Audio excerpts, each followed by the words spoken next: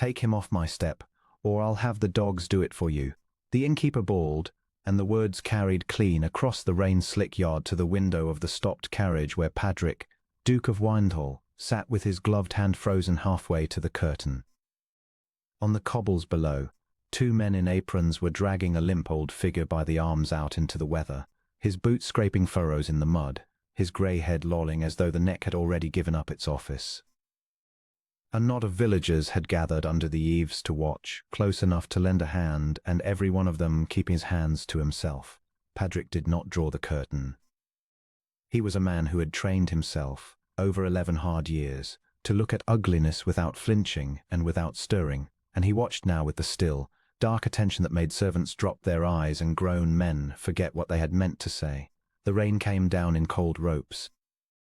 The old man was flung to the flags at the foot of the inn steps and left there, and the innkeeper stood over him with his fists on his hips like a man who had done a good day's labour.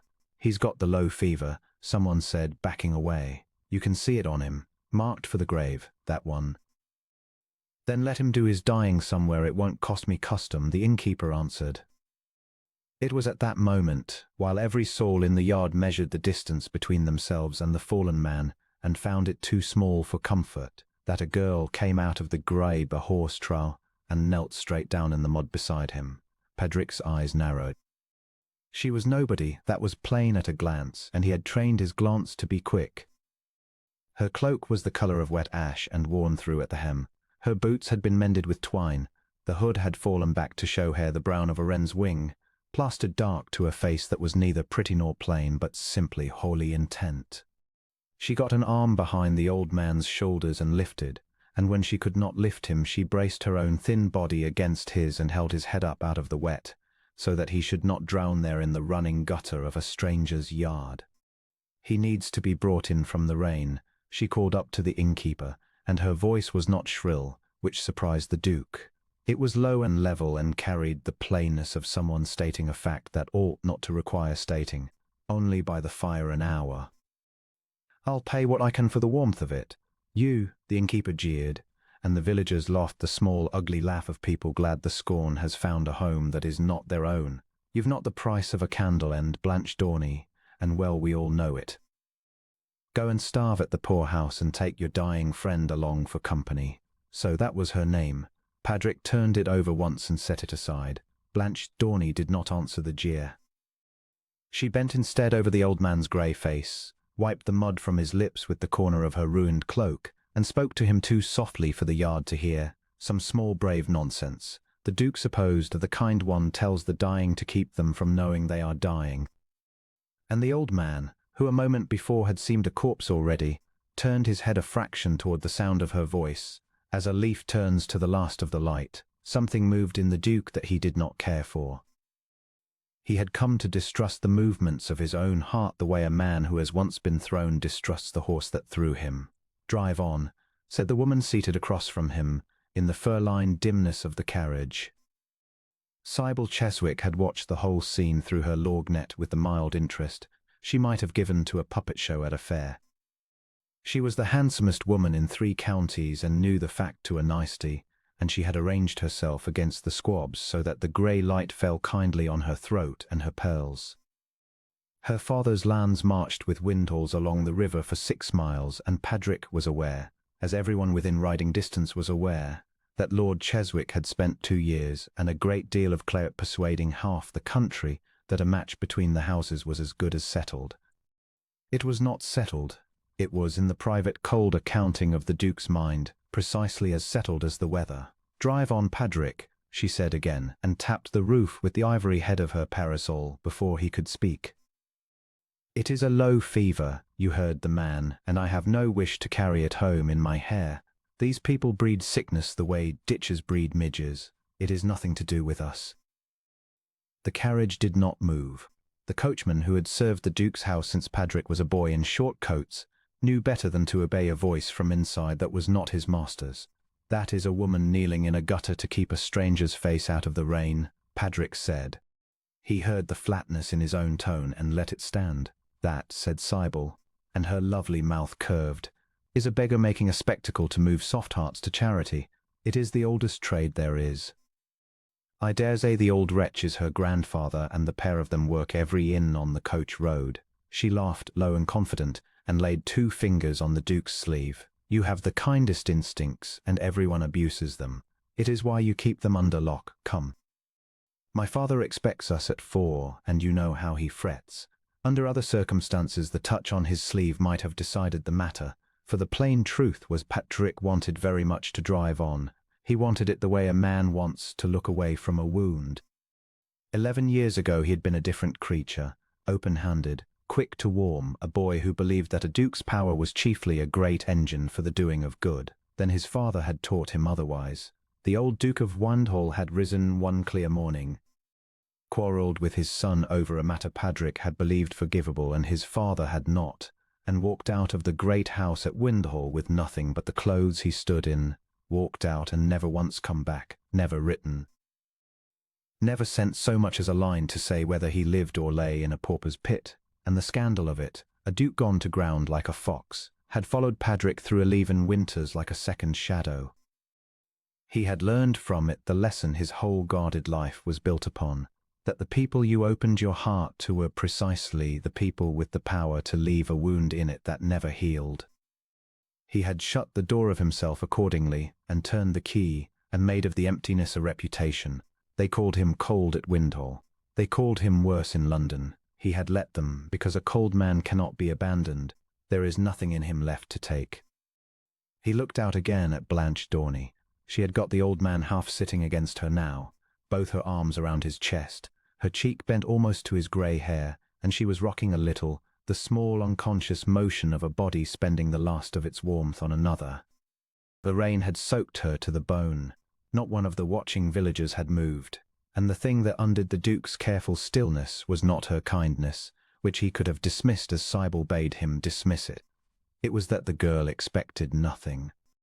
She did not look up toward the fine carriage with its silver harness and its ducal crest on the door. She did not perform her mercy for any eye at all. She had knelt in the muck of a place where kneeling would win her nothing but a share of the fever, and she had done it as simply as drawing breath, because a man was dying and no one else would touch him. "Wait here," Patrick said, and had the door open and his boot on the step before Sybil's exclamation had fully formed. The rain took him at once, cold as judgment. The villagers saw the crest, saw the height of him and the black coat, and the face they had all heard described in the taproom, and the yard emptied around him as though a stone had dropped into a pool. The innkeeper's belligerence collapsed into a bow so low it was nearly a genuflection. "Your Grace, I'd no notion. This is no business fit for your Grace's notice, only a vagrant and a beggar girl. I was just this moment sending for the constable to have them both." "You were sending them into the rain to darn your stones," Patrick said, without raising his voice, and the innkeeper shut his mouth with an audible click. "Which constable will hear of it, I promise you, and of a good deal besides. Stand out of my light." He crossed to where the girl knelt. Up close she was younger than the grey day had made her, 3 or 24, no more, and there was mud on her cheek and rain in her lashes and no fear in her face whatever, which was a thing the Duke had not met with in longer than he could easily recall. People were afraid of him. It was the one certainty he could carry into any room. This girl looked up at the towering black shape of him and the crest and all of it, and what crossed her face was not terror, and not the sudden greedy calculation he had learned to expect. It was a swift flare of hope. Hope entirely on the old man's behalf, as if she had prayed for help, and here, improbably in the shape of a grim nobleman in the rain, it had come. "He is not dying of the fever," she said quickly, urgently, seizing the moment before it could slip. "I have seen the low fever, and this is not it. He is starved, and he is cold to the marrow, and there is a hurt to his ribs where someone has used him ill. He wants warmth and broth and a dry bed, and he will live. I would swear it. Only no one will give him the room." Her arms tightened around the old man, as though she feared the Duke had come to take even this from her. "I'll not leave him. Whatever you are, you may do as you like to me, but I'll not leave him in the wet."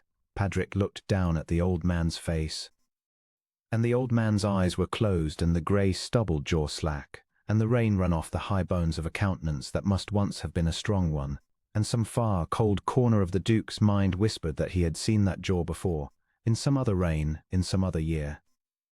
He dismissed it. Half the broken old men of England had that face. Want carved them all to the same pattern in the end. He had made a study, these 11 years, of not looking too closely at ruined old men on roads, for fear of the day the face looking back would be one he knew. "Get up," he said to Blanche Dorney, and when she flinched and clung tighter he heard how the command had sounded, and did a thing he had not done in longer than he could remember. He softened it. "Get up out of the wet, girl. Both of you are coming inside." "Not this man's inside," a jerk of his chin at the cowering innkeeper. "He shall not have the profit of it. My own carriage. There is a physician at Windhall and a fire that never goes out. Let go of him a moment and let my men lift him properly, or you'll crack those ill-used ribs the rest of the way." For a heartbeat she only stared at him, and he watched disbelief and suspicion and a fierce protecting doubt chase one another across her muddy face, watched her weigh him openly. The way no one had dared to weigh him in a decade, trying to read in a stranger's grim features whether this was rescue or some crueller sport. Whatever she found there seemed at last to satisfy her, though the Duke could not have said what it was, for he had schooled his own face too long to know now what it showed. "His name is," she began and stopped, and her chin came up with a curious dignity. "He has never told me his name. He was too far gone to speak when I found him 3 nights past, and I have called him nothing but sir and fed him what I had, which God knows was little enough." She said it without a scrap of self-pity, as a plain accounting. "If your grace means kindness by him, then I will bless you every day I live, and if you do not," the level grey eyes held his unafraid, "then I ask you to leave us be, and let us die honestly in the rain, which is more mercy than that man's roof would give." No one had spoken to Padrick, Duke of Windhall, in such a manner since his father walked out of his life. He was aware, distantly, of Sybil's face at the carriage window, white with affront, aware of the innkeeper's grovelling, aware of the rain soaking through his own fine coat and of the whole watching, waiting village. And beneath all of it he was aware, with the sudden lurch of a man who feels the ground he thought solid shift underfoot, that he did not want to look away from this girl kneeling in the mud, he who had made an art and an armor of looking away. "Then it is kindness," he heard himself say low, "and I will not leave you be." Franklin, and his coachman was already down and coming, and 2 grooms behind him, this man to the carriage gently as glass, this young woman also. "We are for Windhall."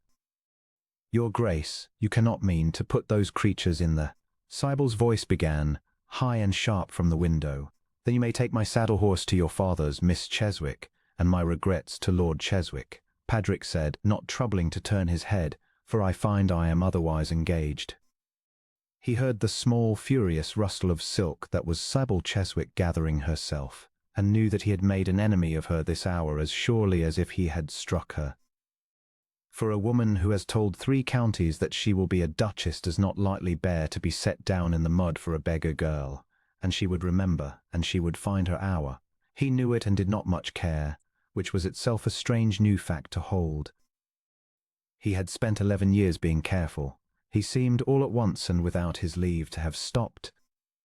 He bent before he had decided to, and set his own gloved hand under the old man's cold arm to help the grooms lift him, the Duke of Windhall, kneeling in a public inn-yard in the rain, taking up the weight of a nameless dying pauper as though the man were kin.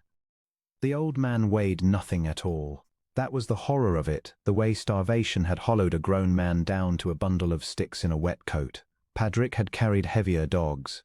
He felt the sharp, ill-set ridge of the injured ribs beneath his hand exactly where the girl had said it would be, and thought, with a flare of something too hot to be pity, of the boots that had put it there, and of the neat row of villagers who had watched a man dragged out to die and been at pains only to keep their own shoes clean. And as they raised him, the old grey head rolled against Padrick's shoulder, and for the space of a breath the stranger's clouded eyes half opened and found his face, and moved over it, feature by feature, with something that was almost knowing, before they closed again and the rain came down. And Blanche Dorney was watching the Duke over the old man's body with a look he would spend the whole long ride home, and a good many hours after, failing to put out of his mind. They were a mile along the coach road, the wheels hissing in the wet, before Padrick permitted himself to look at her again. She had refused the seat he offered and folded herself onto the carriage floor at the old man's side, chafing his cold hands between her own, murmuring to him still, "Sir, we are nearly warm, only hold," while wet cloaks steamed faintly in the closeness. She had not thanked the Duke, nor once looked at the crest embroidered on the cushions, nor at him with any of the softening that women's faces put on when they remembered what he was worth. Every scrap of her was bent upon the dying stranger, and it came to Patrick that he was jealous of a pauper for the plain warmth of a girl's 2 hands, and that he had not felt anything so foolish, so young, so perilously alive, since before the morning his father closed a door and taught him better. "Why?" he asked her at last, and his voice sounded rough in the small space. "You have nothing. He was nothing to you. Why kneel in the rain for a stranger the whole town had left to die?" She did not lift her eyes from the old man's grey face. "Because I know how it feels," she said simply, "to be the one the whole town has left." Then she did look up, those level grey eyes finding his across the dim carriage, and there was no reproach in them and no plea, only a plain, unbending truth that went into the Duke like cold water. "There is always someone who might have stopped, Your Grace. I only wanted to be that someone for once before I died. That is the whole of it."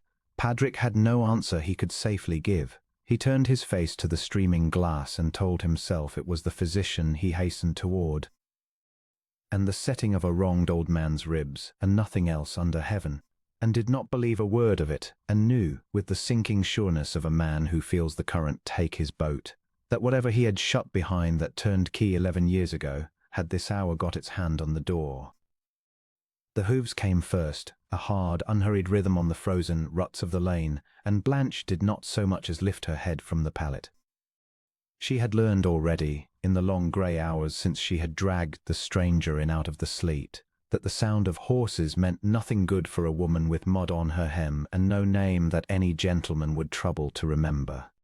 She wrung the cloth over the basin, laid it again across the old man's brow, and murmured to him the way one murmurs to a frightened child, that he was safe, that morning was coming, that he need only breathe. Patrick drew rein at the crest of the lane and looked down upon the cottage with the flat, appraising displeasure he turned upon most things. It was a poor stone box, half sunk into the hillside, its thatch black with damp, one shutter hanging by a single hinge. Smoke leaned thin from the chimney. On his own map of the Windhole lands this was nothing, a tenancy long since fallen empty, marked for pulling down. That a fire should be burning in it at all was an irregularity, and Patrick, Duke of Windhole, did not care for irregularities. They were, in his experience, the small openings through which people came to ask him for things.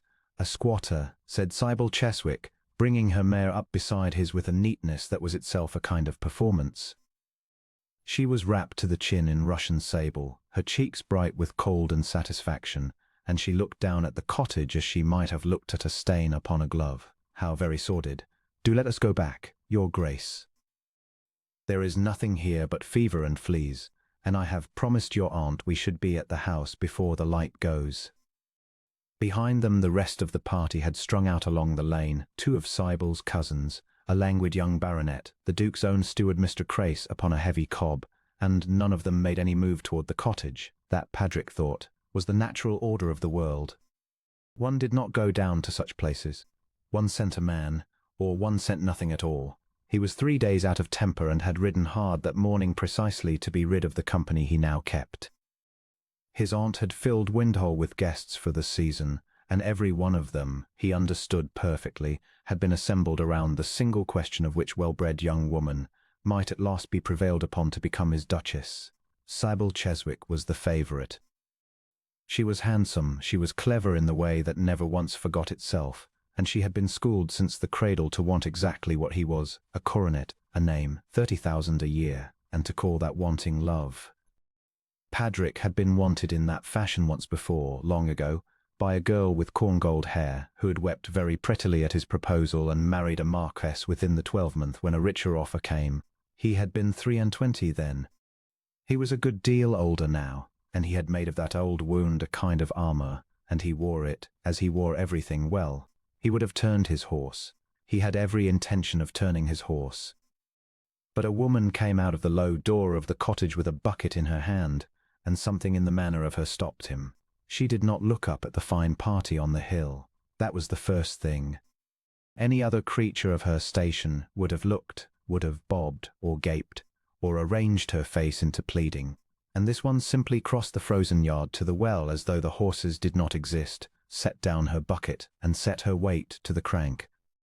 Her cloak was so worn that its colour had gone out of it altogether.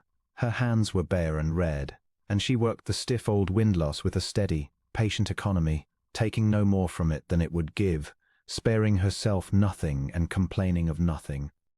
And there was in the whole plain business of it a dignity that Patrick felt absurdly in his own chest, as one feels a note struck on a low string.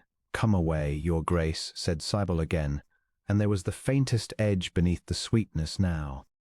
"In a moment," Patrick said, and swung down from the saddle. He heard the small stir of astonishment behind him and did not attend to it. He went down the lane on foot, his boots breaking the ice skins on the ruts, and the woman heard him at last and turned, and he saw her face for the first time. She was younger than the wariness in her had made him expect, with dark hair scraped back under a plain kerchief and a wide, grave mouth of a clear, steady grey that took him in, top to boot, without haste and without alarm. She did not curtsy. She looked at him the way one looks at a traveller who has stopped to ask the road, civil, wary, unimpressed by the cut of his coat.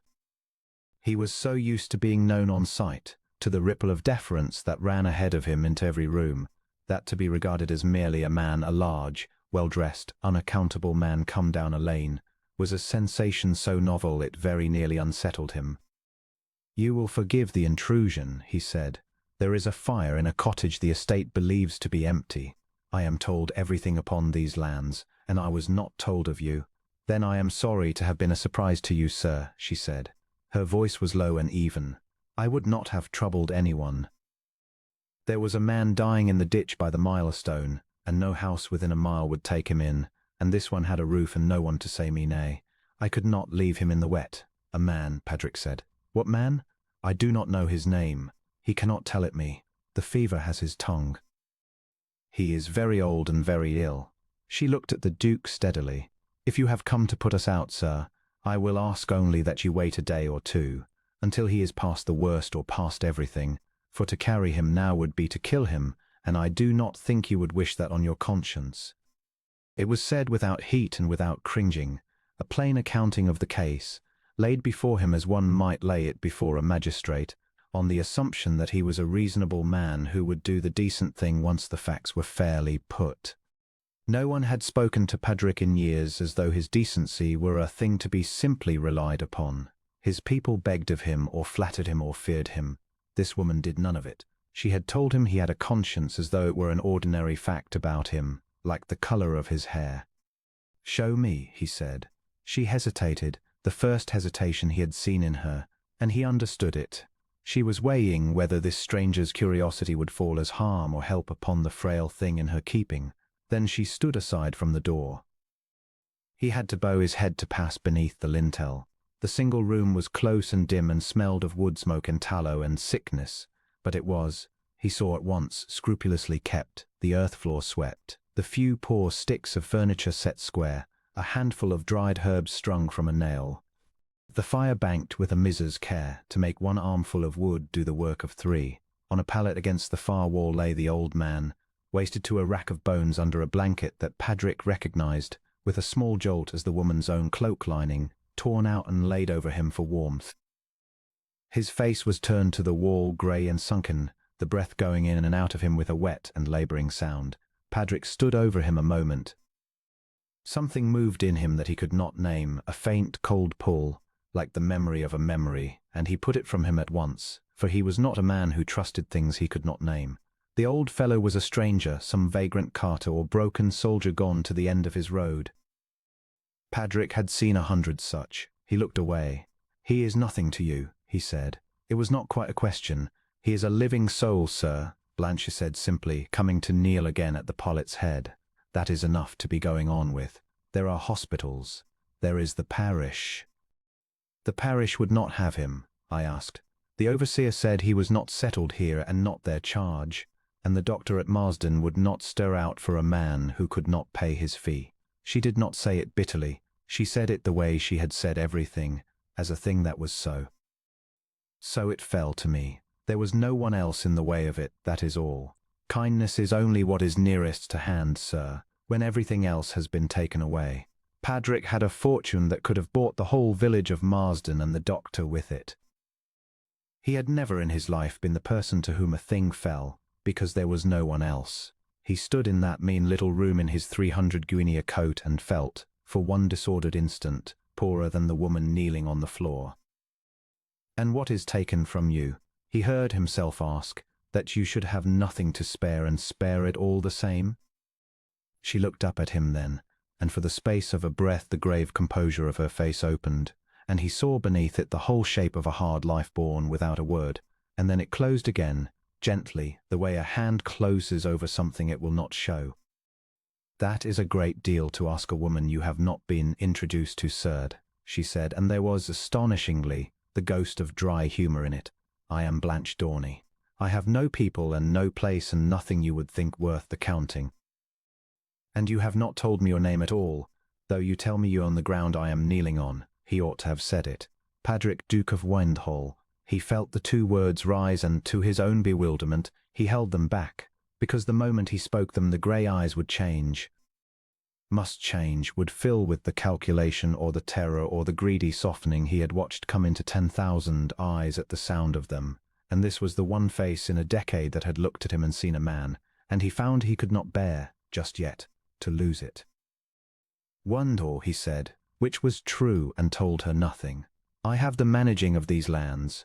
Then you are the very person, Mr. Windhall, said Blanche Dorney, with the faint dry gleam again, who might grant a dying man a fortnight's roof and never miss it. From the door came a rustle of sable and a voice pitched to Carrie. Your Grace, you will take the fever into your very lungs standing in that hole. It is quite grotesque. Sable Cheswick had ventured as far as the threshold and no farther, one gloved hand pressed to her nose, her lovely face folded in genuine disgust. Come out at once, I beg you. Whatever the creature wants, Grace may see to it. That is what stewards are for.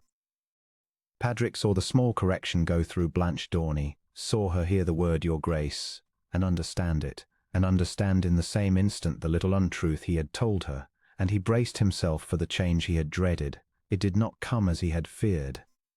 She rose from the pallet, unhurried, wiped her red hands upon her apron, and looked at him with those clear grey eyes gone, if anything a shade cooler and a shade more amused, as one looks at a boy caught out in a harmless piece of mischief. Your Grace, she said, and now she did drop him a curtsy, a small correct one, and there was in it not one grain of fawning. It was the courtesy owed to the fact of his rank and not a farthing's worth more. You will excuse me. I did not know I was entertaining a duke. Had I known, I should have swept the floor twice. It was so nearly impertinent, so exactly not, that Padraic felt his mouth wish to move in a way it had nearly forgotten how to do. You need not have troubled, he said. The floor is cleaner than most in my own house. Padraic. Sibyl's voice had lost its music altogether. She had never once in 3 days forgotten to be charming. She forgot it now, and the forgetting told him more than all her charm had done. You cannot mean to stand there bandying words with a vagrant girl over a dying beggar. Think what it is. Think who you are. I am thinking of it, Miss Cheswick, he said, without turning round, and something in the level of his voice made her go still. I find it improves my opinion of very few of us. He looked once more about the swept and frozen room, at the herbs on their nail, at the cloak torn up for a blanket, at the banked and careful fire, and last of all at Blanche Dorney, standing straight and poor and unafraid beside the man the whole world had refused, and he understood, with the cold clarity he brought to matters of business, that he had come out that morning to escape the company of women who wanted everything he had, and had walked instead into the presence of the only one he had ever met who appeared to want nothing of him whatsoever. It was not a comfortable understanding. It sat in him like a coal. Grace, he called. The steward came down the lane at a heavy trot, his breath smoking. Your Grace, this cottage is not to be pulled down. There is a sick man in it, and he is to stay until he is well or buried, whichever God intends, and it is to be my charge and not the parish's. He heard Sybil draw a sharp breath and ignored it. Seawood is brought, and a proper mattress and meat, and whatever the woman asks for. and send to Marsden for the physician. No, not Marsden. The Marsden man had turned the old fellow away. Patrick found, to his own surprise, that he wished the Marsden man to go to the devil. Send to town for Dr. Aldous. Tell him the Duke of Windhall requires him by tomorrow noon and will make it worth the road. Your Grace, said Crace faintly, and bowed, and went. Blanche Dorney had not moved. She stood watching him give away, in the space of a minute, more than she had begged for in her life, and Patrick, who had bought a great many things and a great many people, and had never once been looked at the way she was looking at him now, discovered that he did not know what to do with his hands. You need not have done that, she said quietly. I asked you only for time. I am aware of what you asked for, said Patrick. It is precisely because you asked for so little that I have given more. It is a habit of mine to distrust anyone who asks me for anything. I have found I do not know at all how to distrust someone who asks me for nearly nothing. He heard himself, and the strangeness of hearing himself speak so plainly to a stranger stopped him short. He had not confided so much as that in a living creature in 15 years. She inclined her head, accepting it, not making of it more than it was. Then I thank you, your Grace, for the man's sake. He cannot, so I must do it in his place. You may thank me, Patrick said, by telling me your Christian name once more, since I gave you a false one for mine, and we are now to be, it seems, of a sort of business together. Blanche, she said. Blanche, he repeated, and the plain word sat oddly and well upon his tongue. He went out then, because there was nothing else that decency or dignity allowed him to do, and mounted his horse in the sour silence of a party that had watched their Duke go down into the mud on a beggar's account and did not dare say what it thought. Sybil rode ahead of him all the way to Windhall with her spine very straight and never once looked back, and Patrick was grateful for it left him free to do the thing he could not have explained to any of them. He turned in his saddle at the top of the lane and looked back at poor stone cottage with its thin brave thread of smoke. She had gone in already. The crooked door was shut against the cold, and still he looked, longer than there was any reason to look. At a shut door on a hillside he owned and had meant that very morning to pull to the ground, and knew, with the sinking certainty of a man who has spent his whole life keeping every gate of his heart barred and has just felt one of them, without his leave, swing quietly open, that he would find some reason before the week was out to ride this way again. It was 3 days, not the week he had allowed himself, before the Duke of Windhall found his reason, and the reason came dressed, conveniently, as duty. Dr. Aldous sent up a line from the cottage in a cramped physician's hand. The fever had broken in the night. The patient would very likely live, and there were matters touching the man's care that his Grace would do well to hear from the doctor's own lips. Patrick read it at his breakfast, laid it beside his cup, and had his horse saddled before his aunt had come down to ask him where he meant to spend the day. He told himself all the cold ride down that a man of sense did not gallop across his own frozen acres to hear a report that a groom might have carried. He did not slacken his pace on that account. The cottage he came to was not the cottage he had left. Where there had been one hanging shutter and a black smoke, there was now a stacked cord of split wood against the wall, a mended door, and a chimney breathing steadily into the grey. Inside the change was greater still. The damp had been driven back by a proper fire. There was a real mattress on the pallet where there had been straw and clean linen, and the smell of broth instead of the smell of dying. The old man lay propped and washed, his grey hair combed back from a brow that no longer burned, and though his eyes were shut his breath went in and out with the plain, unlovely regularity of a man who intends to keep at it. Blanche Dorney rose from the stool at his side when the Duke stooped through the low door, and she did not curtsy the deep, cringing curtsy his coming usually purchased. She inclined her head, once as one gives greeting to a person, and Patrick found that the omission pleased him more than any homage had done in years. He knew me this morning, she said before he could speak, as though the news were too good to keep behind ceremony. For a moment only. He opened his eyes and looked at me and said I was a good girl, and asked was it far now, and slept again. It is the first sense he has spoken. Her plain face was lit clean through with it. Your doctor says he may wake in earnest by tomorrow. Far now, Patrick repeated, without knowing quite why the words caught at him. Far to where? I could not tell you. He speaks in the fever of a house he means to reach, a great house, he says, where they are waiting on him, and he asks me over and over, is the road much longer, the way a child asks it. She smoothed the coverlet with a rueful gentleness. It is only the sickness dreaming, I think. A poor old man's dream of somewhere warm. But he holds so to it that I have not the heart to tell him there is no house at the end of any road he is like to walk again. She glanced up. Once he said a name over. I could not make it out. It had the sound of wind all in it, or near enough. But that will be because I told him yesterday whose land had sheltered him, and the fever caught the word and made a treasure of it. They do that, the fevered. They gather up whatever kindness comes near and weave it into the dream. Patrick said nothing. Some far cold corner of his mind had stirred again, as it had stirred once in the rain, at the sight of that hollow jaw, and again, as he had trained himself for 11 years to do. He put it from him, for the world was full of broken old men who dreamed of warm houses, and a man who went looking for his own father in every pauper on the road would find him 100 times over and be 100 times a fool. So the doctor writes me. Aldous, it appeared, had gone up the lane to see to a carter's crushed hand and would return within the hour. And Patrick, left standing in a peasant's cottage with nothing ducal to do, did the thing he had ridden 9 miles to do and could not have confessed to a soul. He drew the other stool to the fire and sat down in it, in his fine coat, in a hovel, and let the silence be. It was Blanche who broke it, and not with flattery. "You will forgive me, your grace," she said, chafing warmth back into the old man's slack hand as she had done in the carriage, "but I do not think you rode all this way for a report you might have read twice over by your own hearth. So I will spare us both and say what the doctor means to say to you, and you may be angry with me for it and have done. This place cannot keep him.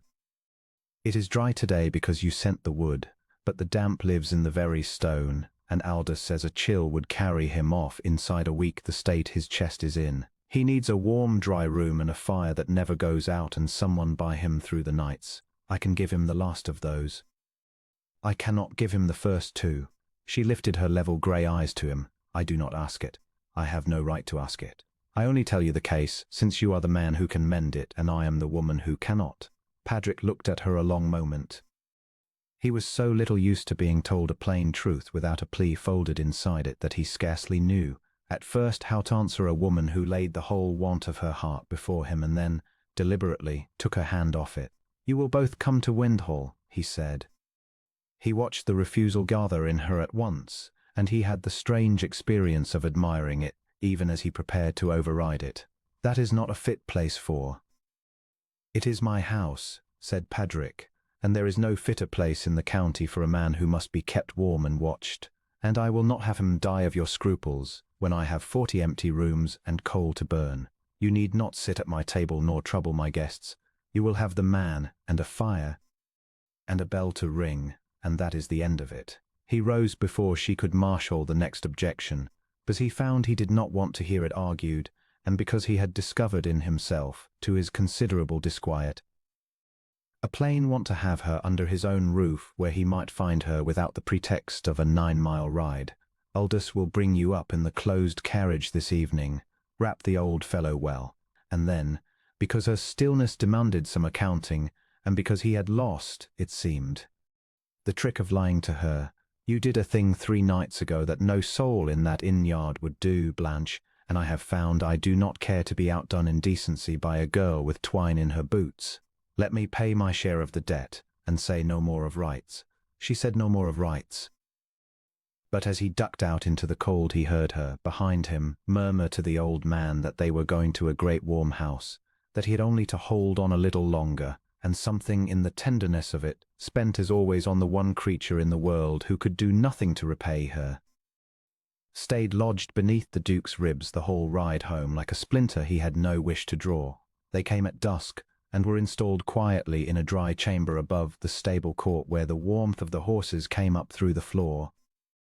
And for 2 days it might have been managed without a whisper reaching the great rooms, had Windhall not been full to its cornices with people who had nothing on earth to do but notice things. It was Sybil Cheswick who noticed. She had spent 3 days recovering her charm like a general regrouping a routed army, and she had it all in hand again by the second evening, all but the eyes, which had gone watchful in a way Patrick did not like. On the third evening, in the long drawing room after dinner, with the candles blazing in their branches and the company arranged in silks along the fire, she laid down her coffee cup and said, in the clear carrying voice she kept for her cruelties, "Your Grace, we are all perishing of curiosity, and you are too cruel to gratify us. They say you have taken a beggar maid into the house, a positive saint of the ditches, and hidden her away above the stables like a miser with a relic.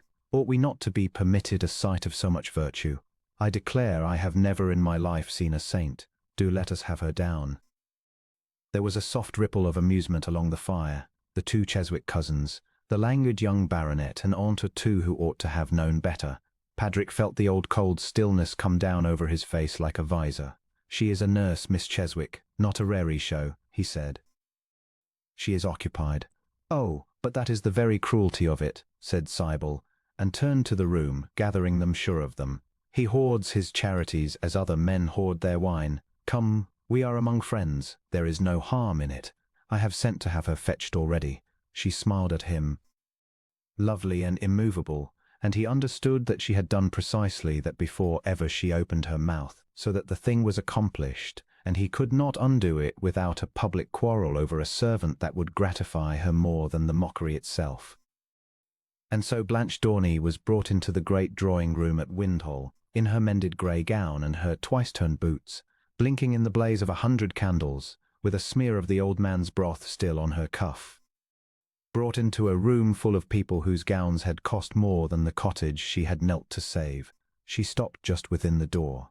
She did not shrink and she did not gape. She stood in the pool of all that pitiless light and looked about her once, taking the measure of the company as steadily as she had taken the measure of a dying man's ribs, and then she folded her chapped hands before her and waited to be told why she had been summoned from her patient. "There, now," Sybil breathed delighted. "Is she not exactly as one imagined? Only look at the little boots. My dear, do not be frightened. No one shall eat you. We only wish to look at you. It is not every day one meets a heroine." She let her gaze travel down the worn gown and up again, slow and smiling, so that every soul in the room made the same journey with her. "Tell us, is it true you were found sleeping under a hedge before His Grace's goodness plucked you up? One does so wish to know how these romances of the roadside begin. Were you born in a ditch, child, or did you come to it by degrees?" The languid baronet laughed into his glass. One of the cousins murmured something behind her fan that made the other redden with mirth. Patrick had risen half out of his chair without deciding to, and there he checked, for Blanche had lifted her head, and there was no anger in her face at all, only that grave clear composure he had begun to know, and he wanted, quite suddenly and quite fiercely, to hear what she would say. "I was born in a house, madam, the same as you," said Blanche in a voice that carried without being raised, "and I came to the hedge by degrees, as most who sleep there do, a father dead, and a debt not of my making, and a year of honest looking for honest work that was not to be had. I am not ashamed of the hedge. I kept clean under it, and I stole from no one, and I never once passed a dying man on a step and troubled myself only for my shoes." She said it without heat, without a tremor, laying it before the whole shining room as she had laid the old man's case before the Duke, a plain accounting offered to reasonable creatures. "You wished to look at me. You have looked.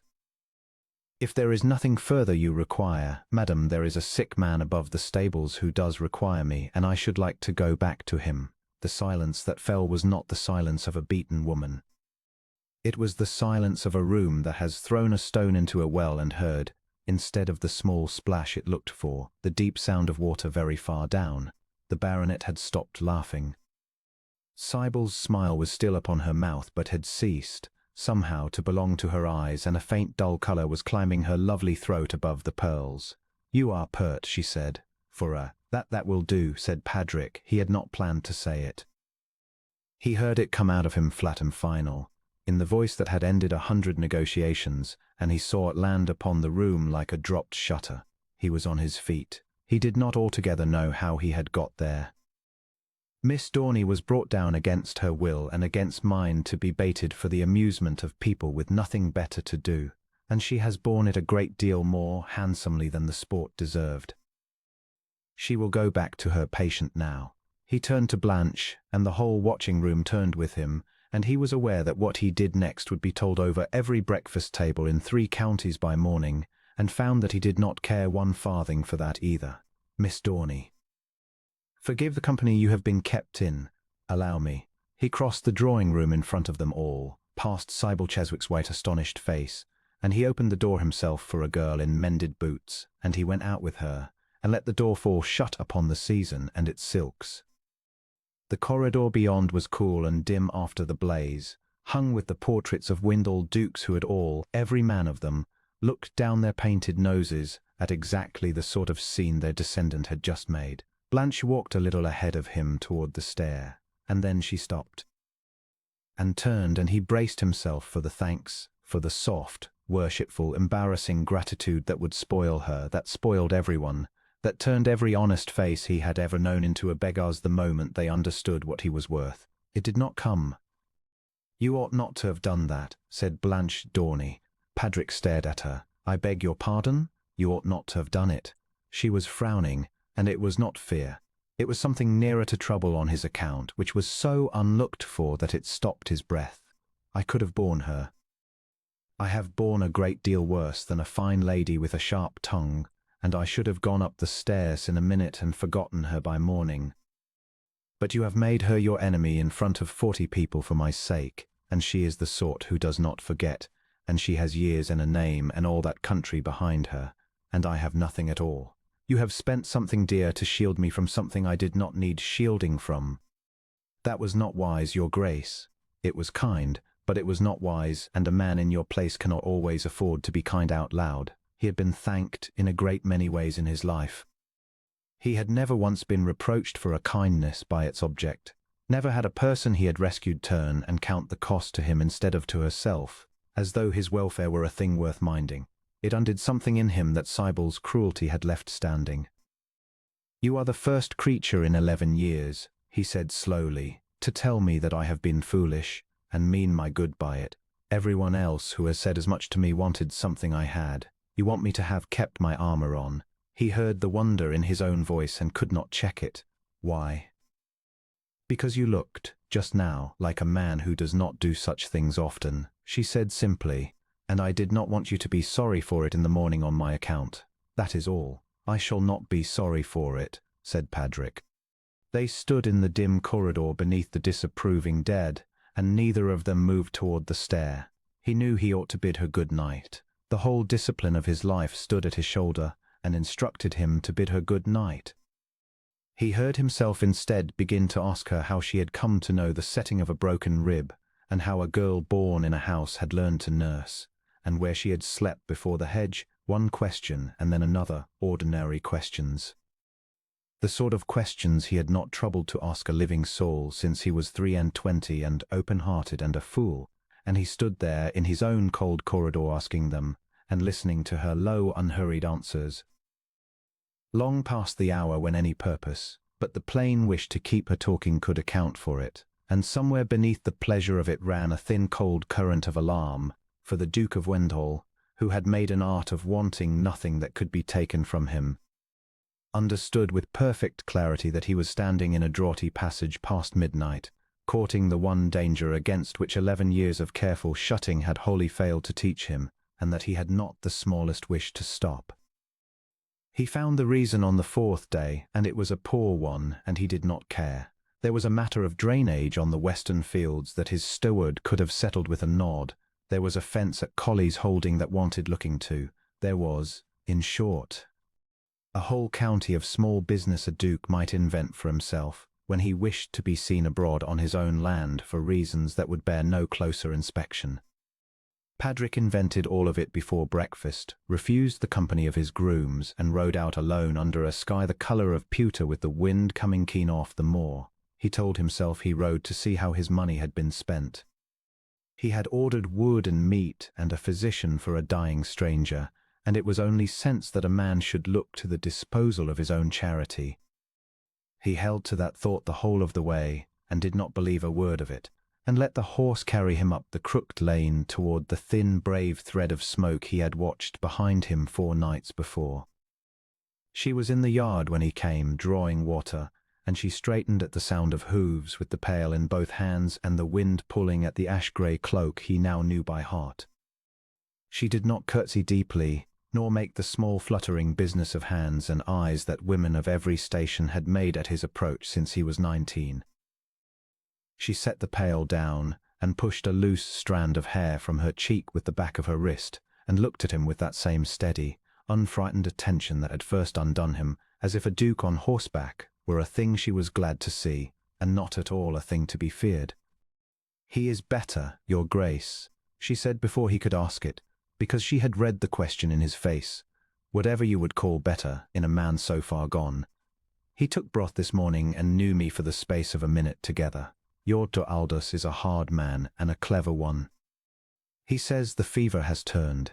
He says a fortnight past he would have wagered his fee against the old man seeing another Sunday, and now he will not wager at all, which from him I am told is a great confession of hope." "I am glad of it," said Padrick, and swung down from the saddle and found that he was gladder than the fate of one nameless old pauper had any business making a man who had watched his own tenants buried without leaving his study. He looped the reins over the crooked gate. "I would see him if I may." She led him in.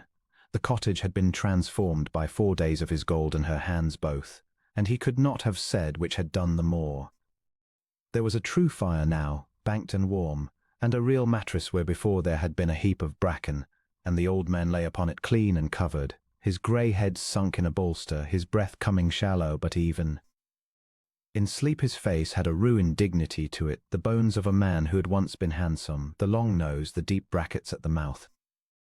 Padrick stood over him a moment with a strange unease crawling at the back of his neck, some half-formed sense that he had seen this face, or a shadow of it, somewhere long ago and could not name where. He put it down to the low light and turned away.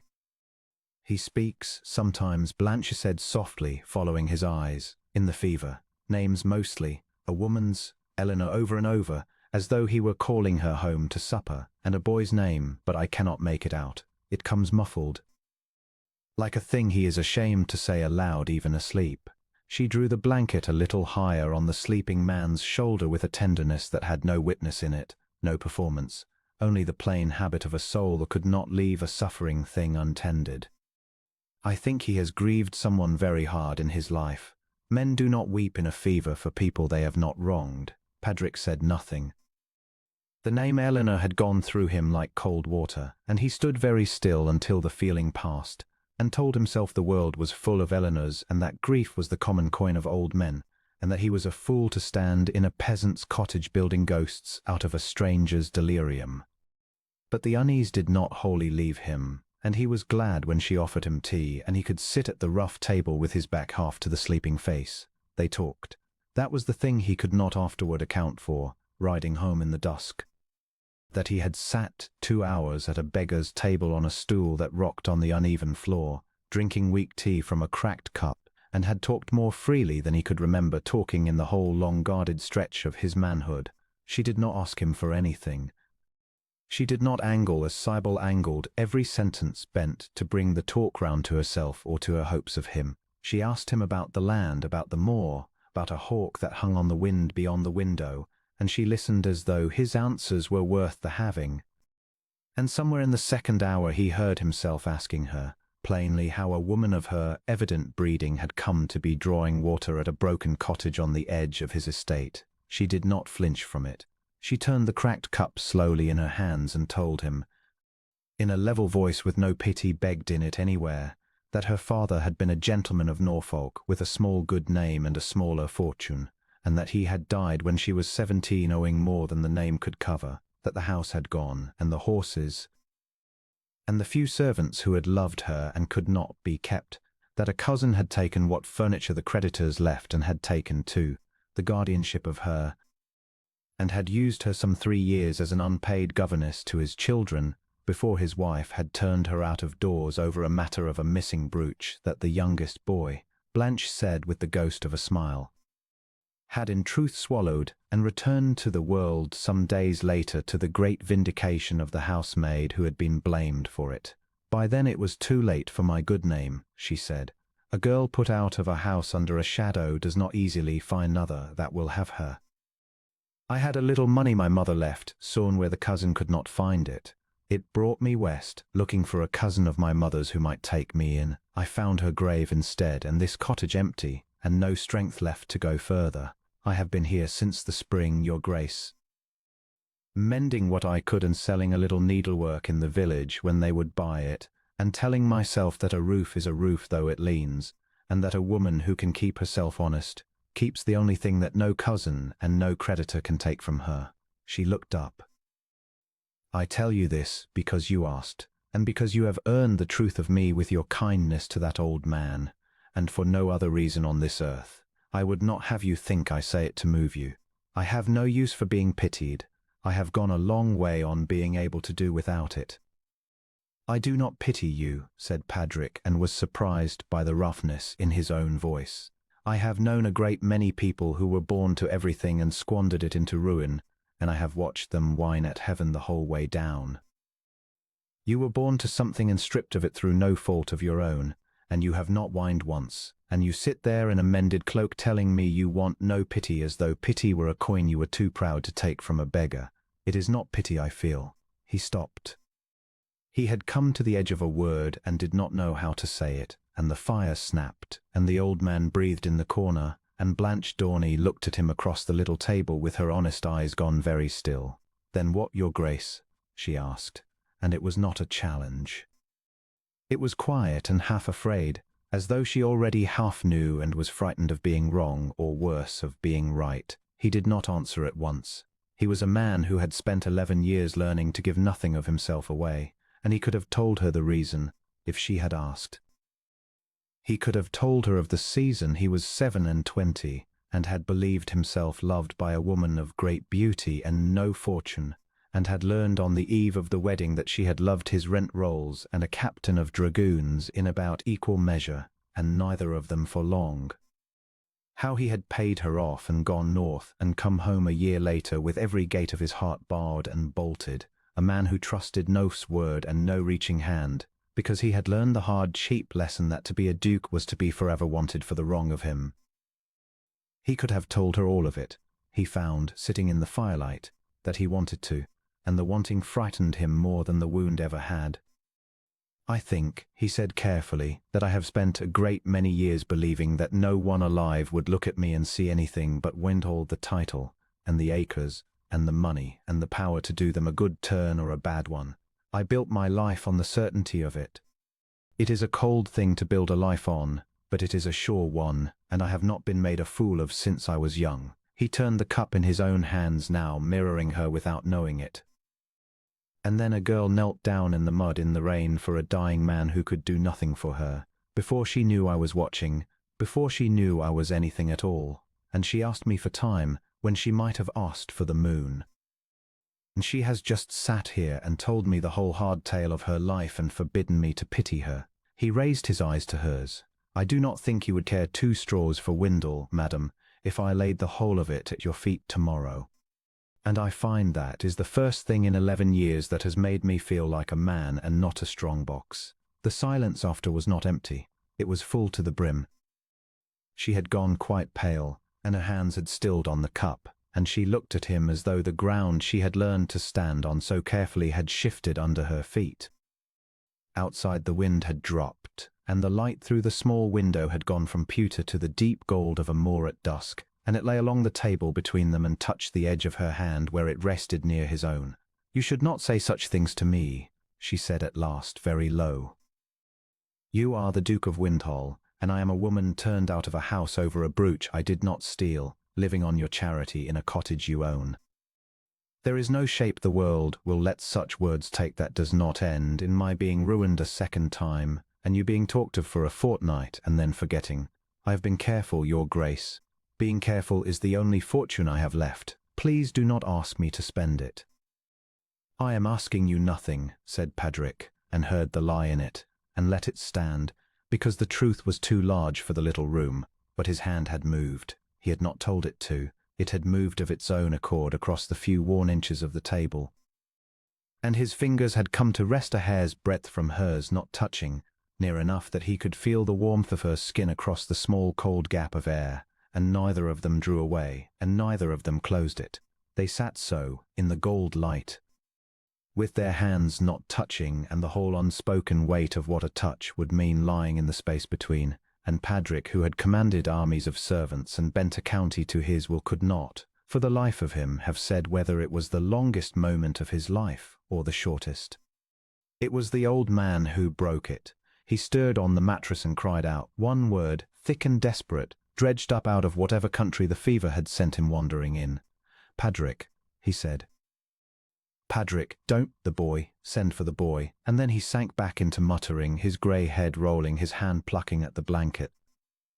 Padrick was on his feet before he knew he had risen, his own name ringing in his ears in a stranger's cracked voice, and every hair on his body standing to attention.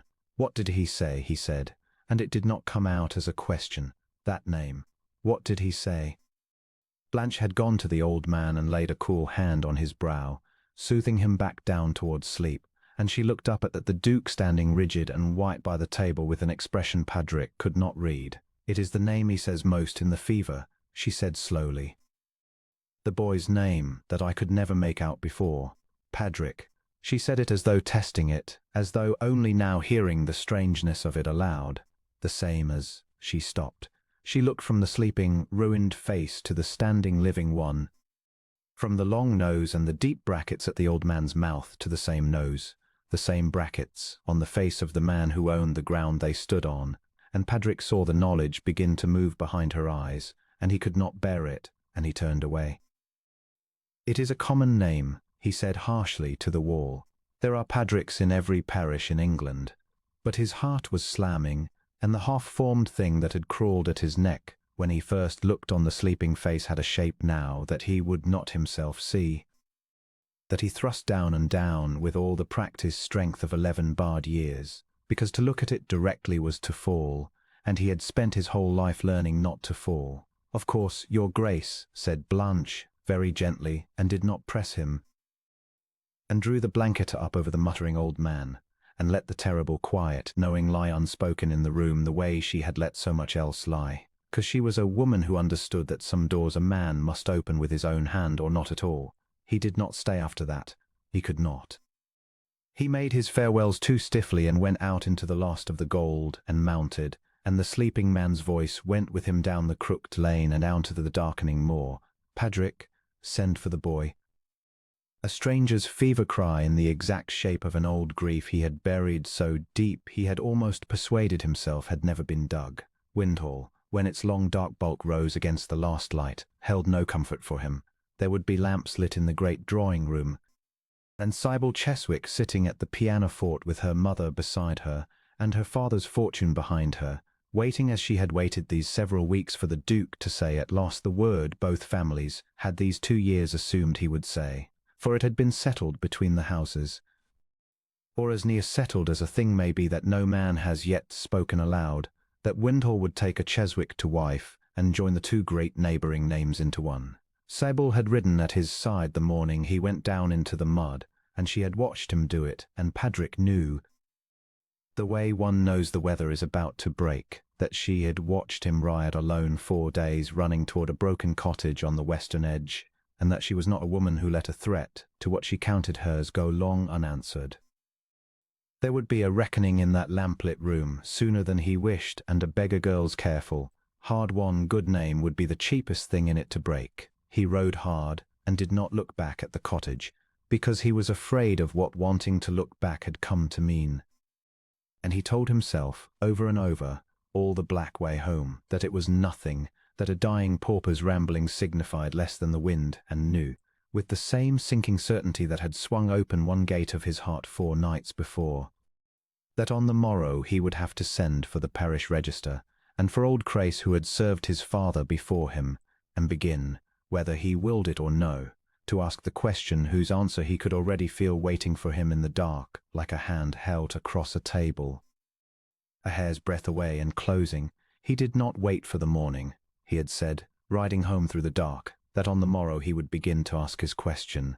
But a man cannot lie in a great cold bed with a stranger's voice crying his own name in his ears and wait upon the sun.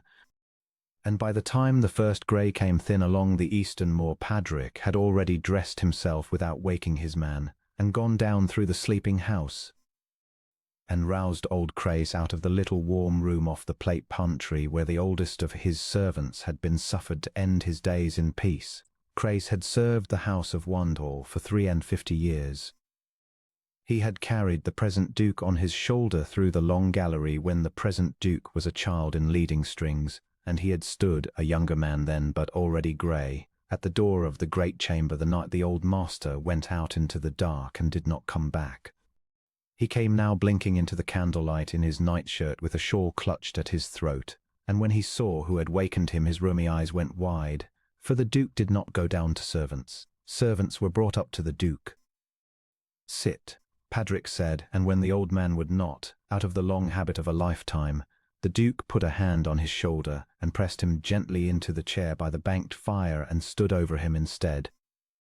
"I am going to ask you a thing, Crace, and I want the truth of it, all of it, and I do not want it softened for my comfort. I have had a lifetime of things softened for my comfort, and I find this morning I have no more stomach for it. You served my father." "I did, your grace," the old voice quavered, "man and boy, him and his father before him. Tell me how he went, not the tale that was given out." "I know the tale that was given out, that he took a fever at Aix and was buried decent among strangers, and that we wore our black for a season and set his name upon the wall in the chapel with a lie carved under it in good Latin. I have known it was a lie since I was 21 and found the mason had never been paid for a grave. Tell me the truth. Tell me how my father went out of this house." The fire ticked. Old Crace's hands worked in his lap, and for a long moment Padrick thought the ancient loyalty would hold its tongue past death, as it had held it past 30 years. Then something in the Duke's face, some nakedness that had not been let out of doors in 11 years, broke the old man's guard, and he began, low and halting, to give up the thing he had carried. He told it plainly as an old servant tells a thing he has turned over 10,000 times in the dark, how the mistress, Eleanor, the Duchess, Padrick's mother, had died in the hard winter when the young lord was but a boy of 9, and how the master had never after been the same man. How grief had turned in him, the way milk turns from sweet to sour, and made of a proud kind gentleman a proud bitter one who could not abide the sight of his own son because the boy had his mother's eyes. How there had come at the last a night of terrible words between the master and the youth. Padrick had by then become words about the mother and about blame and about a marriage the master had commanded and the son refused. How the young man had ridden out to cool his head, and how the old Duke, in a black fit no one about him had the standing to check, had gone to his study and burned certain papers and taken a little money and a horse and gone out at the postern in the small hours, leaving upon the desk a letter that said only that he was not fit to be looked at by his son and would trouble the house no longer. "We searched, your grace." The old man was weeping now, without shame, the easy tears of the very old. "God knows we searched. My lord your uncle put men on every road for a 12-month, but a duke that does not wish to be found and has left off being a duke, he is only an old man on the road like any other, and there are 10,000 of those, and the world does not look twice. And then my lord your uncle said we must give it out that he had died abroad, for the sake of the succession and the shame, and so we did, your grace, and you were made duke over your father's empty chair, and we let you believe him in his grave, because it was kinder, we thought, to have a dead father a man might grieve than a living one who had walked out into the night sooner than look at his own son's face." Padrick stood very still. Outside the light was strengthening. He could hear the first of the grooms in the stable court below and a blackbird beginning somewhere in the ivy, and inside the little room the whole shape of his life was quietly coming apart and being remade in a shape he did not yet know how to wear. He thought of the ruined dignified face on the cottage mattress, the long nose, the deep brackets at the mouth, the same nose and the same brackets he saw in his own glass each morning. He thought of Eleanor over and over, as though he were calling her home to supper. He thought of send for the boy. "Crace," he said, and his voice did not sound to him like his own. "When my father rode, did he carry anything of hers, of my mother's?" The old man lifted his wet face. "Her picture, your grace. A little painted thing, no bigger than a crown piece, in a case of worn red morocco that he wore on a cord about his neck under his shirt where none should see it. He would not be parted from it. He had it on him the night he went. My lord, your uncle set great store by that, in the searching, said no thief would ever come by it, that if ever a man were found dead on the road with the Duchess of Wendell's likeness against his heart, that man and no other would be the master. Padrick closed his eyes. He had seen no such thing. He had sat 2 hours at the old man's table with his back half turned and had not looked, had not let himself look, had thrust the whole crawling half-knowledge down and down with the practiced strength of 11 barred years. But he knew now, with a certainty that needed no further proof, and would have it notwithstanding, what he would find if he crossed that threshold again and drew back the collar of a dying pauper's shirt. And he knew that the not knowing had ended, whether he had willed it or no. In the cold hour before a summer dawn, in a plate pantry, out of the mouth of a weeping old man in a nightshirt, you will say nothing of this, he told Crace, to any living soul until I give you leave. And he went up out of the servants' floor and called for his horse, meaning to ride at once to the crooked lane and the thin thread of smoke and the father he had buried twice, once in a lie of Latin and once, harder, in the bared country of his own heart. But he was not to reach the cottage so easily. For as he came into the great hall pulling on his gloves, there was a carriage already on the gravel that had no business abroad at such an hour, and Sybil Cheswick was coming up his own steps toward him with the light of a settled purpose in her lovely face. She had not come to plead. He saw that at once. She was far too clever for pleading, and the humiliation he had dealt her before 40 people in his own drawing-room had gone too deep in her for anything so soft as a reproach. She came in a travelling dress the colour of a bruise, with her father's man of business at her heel carrying a leather case, and smiled at the Duke a smile that did not go near her eyes, and begged the favour of a quarter of an hour on a matter, she said, that touched his honour too nearly to be left unspoken between friends. He gave her the quarter of an hour because to refuse it was to show her she had the power to be refused. In the small morning room with the case laid open upon the table, she made her stroke, and she made it well. She had been at some trouble, she said, on his behalf, purely on his behalf, for she could not bear to see a man of his greatness made the sport of a designing woman while all the county looked on and laughed behind its fan. She had made inquiry into the antecedents of the creature he had taken under his protection, and here she drew the papers out one by one with her white-ringed hands. Here was a letter from a most respectable family in Norfolk, the family of a cousin who had taken the girl in out of Christian charity and been repaid, as charity so often was, with theft. A girl turned out of doors, and rightly, for the stealing of a valuable brooch. A girl of no character and no name, who had drifted west and fallen at last upon a lonely road with a broken old vagrant for a confederate. For who could say the wretch was even truly sick, or truly a stranger to her?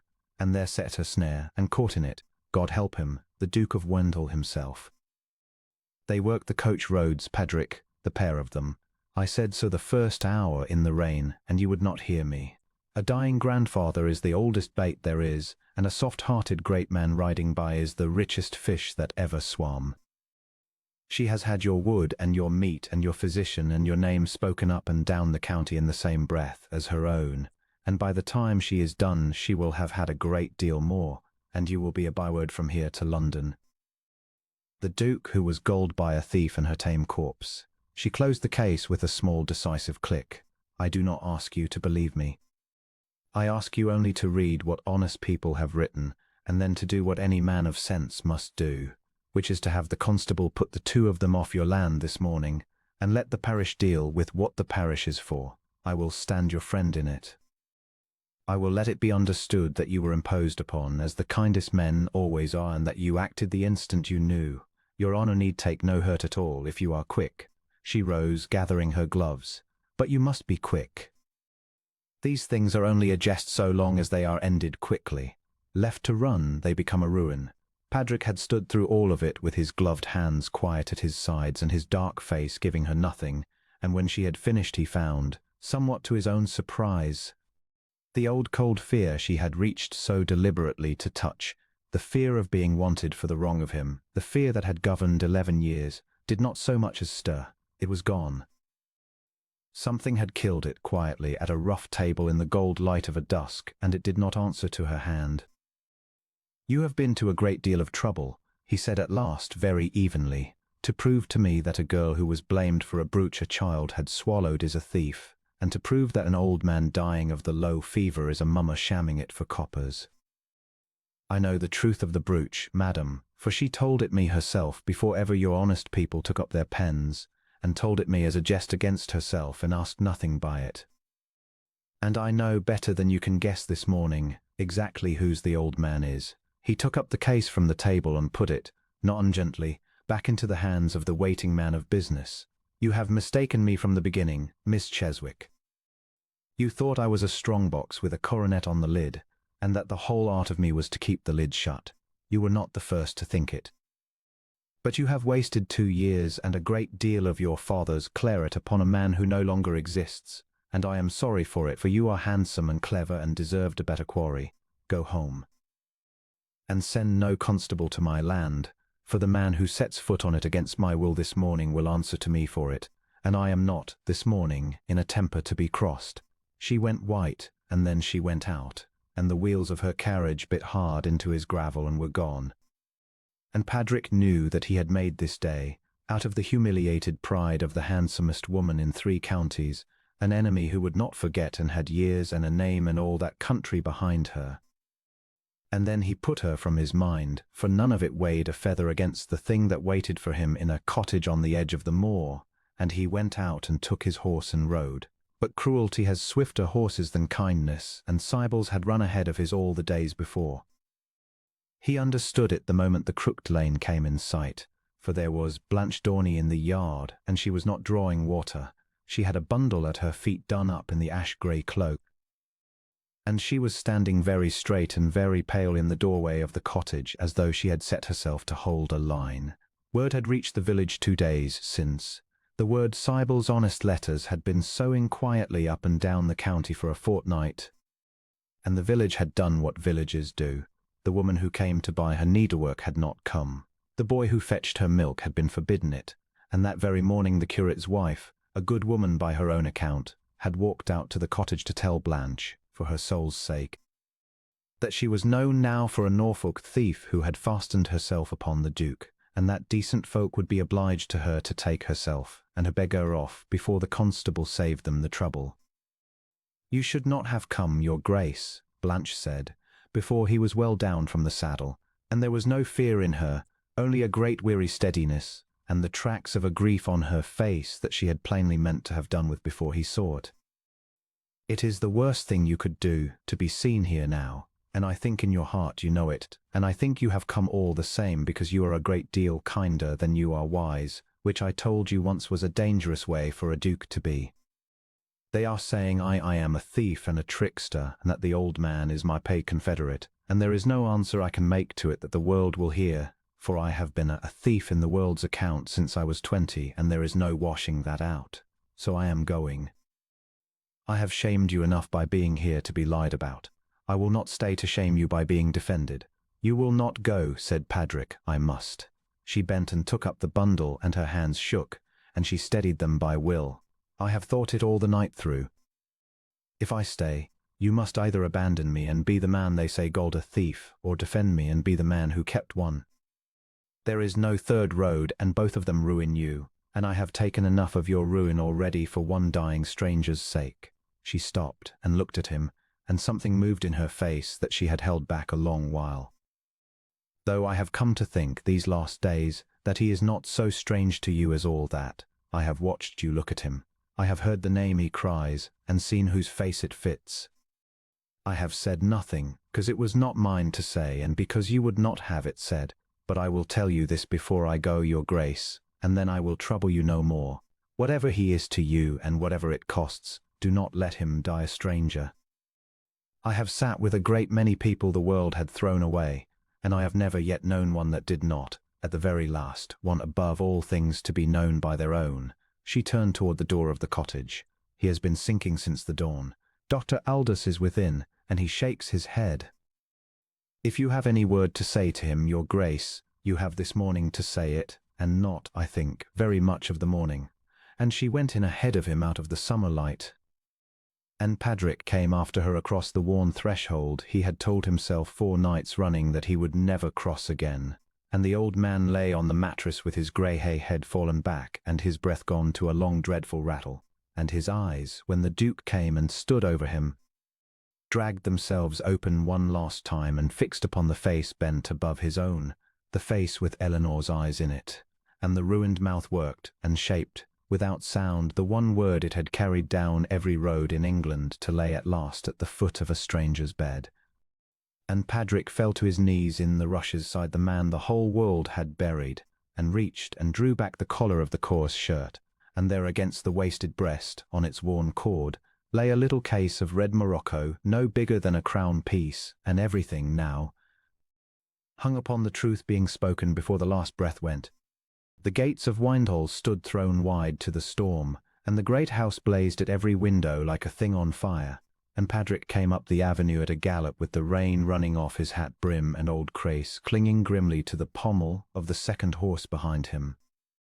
He had been two parishes distant since first light, in a dusty vestry with the parish register open under a tallow candle, and a shaking finger laid upon an entry 40 years old, and he had ridden back with a certainty in him as heavy and cold as the signet in his breast pocket. And he had known, from the moment the lit windows came into view, that he was too late for the quiet reckoning he had meant to bring, and only in time, perhaps, for the loud one. He flung the reins to a stable boy without checking his stride and went up the steps 2 at a time, and the great doors gave before his shoulder, and the noise of the drawing-room rolled out to meet him, the particular murmur of a genteel crowd that has been given a spectacle and is savouring it. They were all there, the Cheswicks in their finery, the mother triumphant, the father grave, half the county's better families ranged along the walls in the candle glare, and in the centre of that bright, cruel room, on the cold marble where the 2 families had these 2 years assumed a betrothal would one day be announced, stood Blanche Dorney with her chin up and her hands folded, and her thin shoulders squared against the lot of them, and a footman at either elbow as though she were a thief already bound for the assizes. And so you will understand, Sybil Cheswick was saying, in the smooth-carrying voice of a woman who has rehearsed her mercy, why we could none of us feel easy while such a person had the freedom of this house. I am sorry for it, truly I am. But the ring speaks plainly enough. She turned, and there upon a velvet cushion held by her maid lay a heavy gold signet, dull with age, cut with a device that every soul in that room had seen 100 times above the window door, the arms of this family, upon the finger of a beggar. I ask you, how does a creature off the road come by the Duke's own seal, unless she took it? A sound went round the room, soft and eager and vile, the sound of well-fed people who have been promised the pleasure of watching a poor woman broken, and mean to have their money's worth of it. Padrick stood yet in the dark of the doorway unseen, and felt his own hand close slowly at his side. He had come to lay the truth down softly, in a private room, with kindness, and he saw now that there would be no softness anywhere in this, and that the county would have its spectacle whether he willed it or no, and that the only question left him was whose head the axe should fall upon before the night was out. Blanche did not flinch. I did not take it, she said, and her voice was low and even and did not beg. It was given into my keeping by a dying man to hold, and not to sell, though I have gone hungry with it in my apron these 3 weeks. If keeping faith with a stranger is thieving, then I'm the worst thief in the county, and you may send me where you please. But I'll not stand here and name myself a liar to make your evening merry, prettily said. Sybil murmured. They always speak prettily, the clever ones. And she lifted her hand to the footman, the small gesture of a mistress well pleased, that meant take her out. Stop.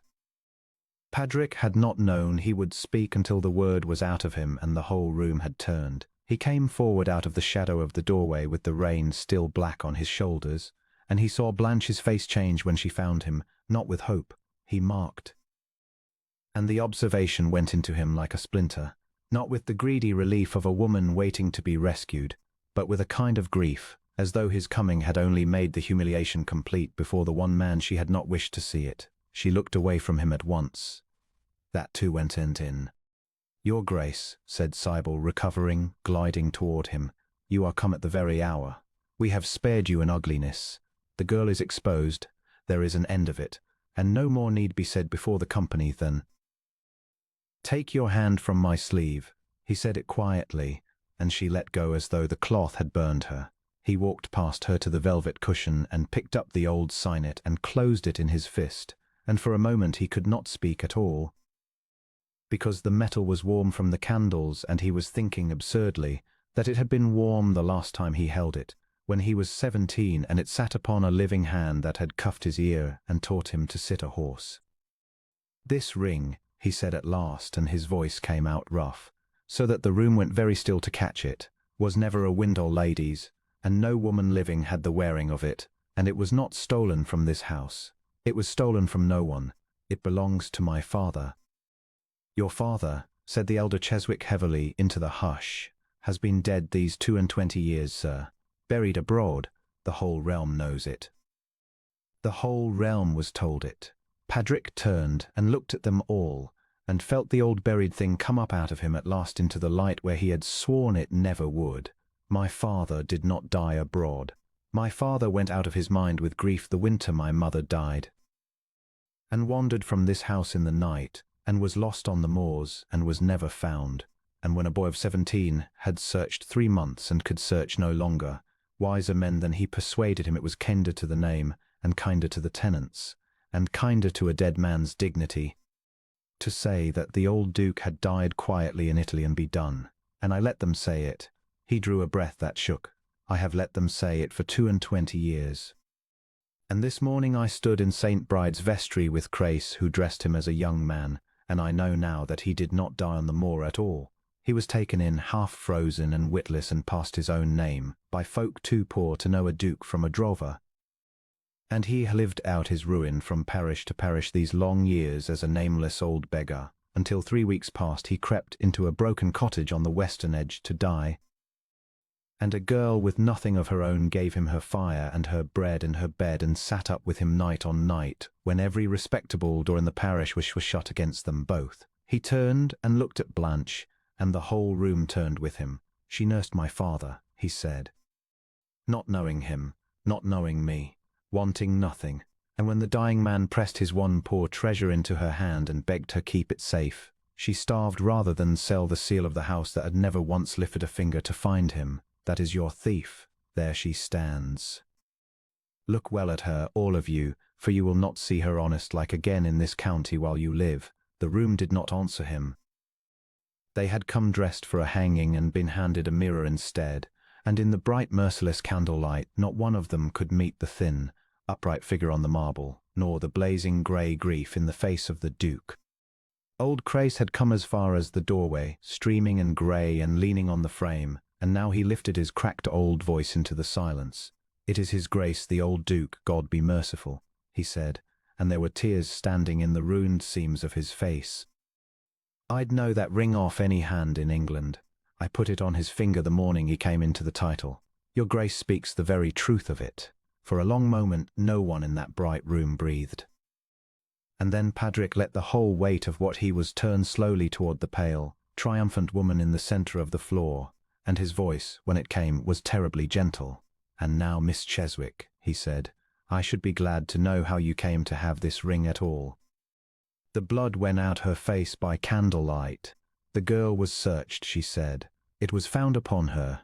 "It was not found upon her, for she gave it me herself not 2 hours since," said a new voice, and every head snapped round.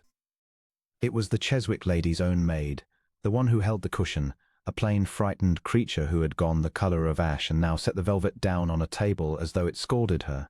"Forgive me, my lady, I'll not hang for it. You sent Daw and me down to that cottage 3 daying to find aught we could use against her. It was Daw took the ring off the sleeping old man while I kept the girl talking at the door, and you bade us swear we found it in her box.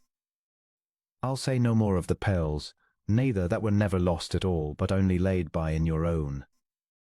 "Be silent," Sybil breathed, but the room had already heard, and the room had already turned, and the thing that had been triumph on 100 faces a minute since was curdling now into that other thing a crowd loves better still.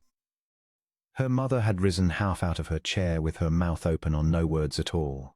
Her father sat down very suddenly, an old man of business who had just watched 2 great fortunes cease to be won.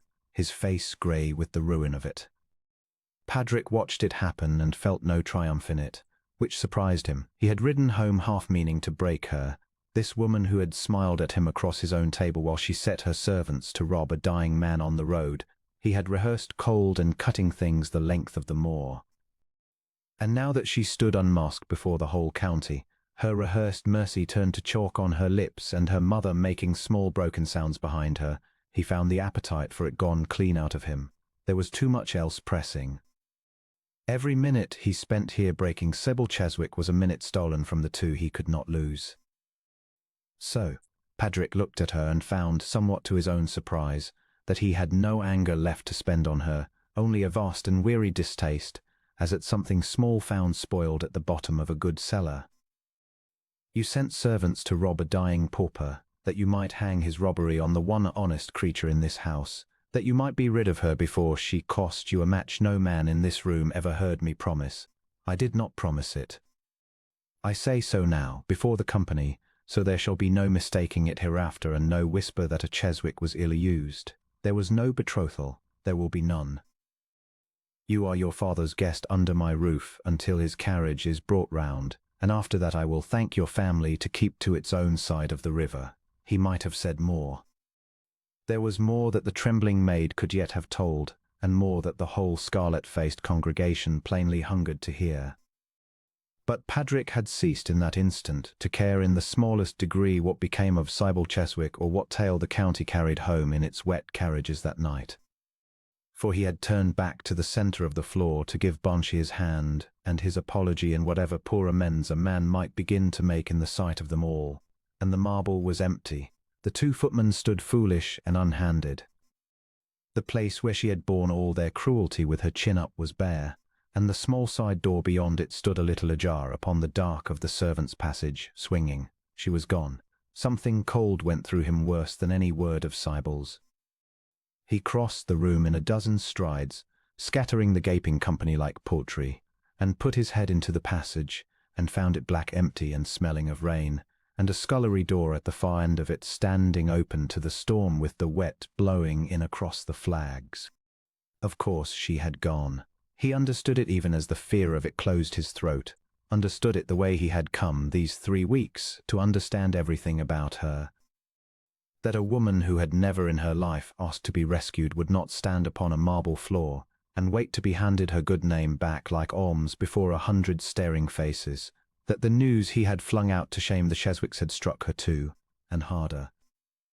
That somewhere in his fine speech she had learned for the first time whose grey head she had cradled these many nights, and that the knowing had not sent her running toward the Duke and his mended fortunes but away from them, and out and down. Down the only road that had ever meant anything true to her, back through the storm to the broken cottage on the western edge where an old dying man lay alone in the dark she had left him in, and the old man was dying tonight. Patrick knew it. He had seen it that morning in the sunken face and heard it in the shallow rattle of the breath, and he had ridden away to fetch the proof of a name with the whole cold day still before him, never dreaming the girl would be torn from that bedside by force while he was gone. His father was dying, and the one soul who had loved him without knowing his worth was running back through the rain to hold his hand at the end of it, alone, and both of them out on that black western road with Ford already rising, and Patrick standing here in a warm, bright room full of ruined gentlefolk, with a dead ring warming in his fist. He did not stay to close the scandal he had opened, let it eat itself.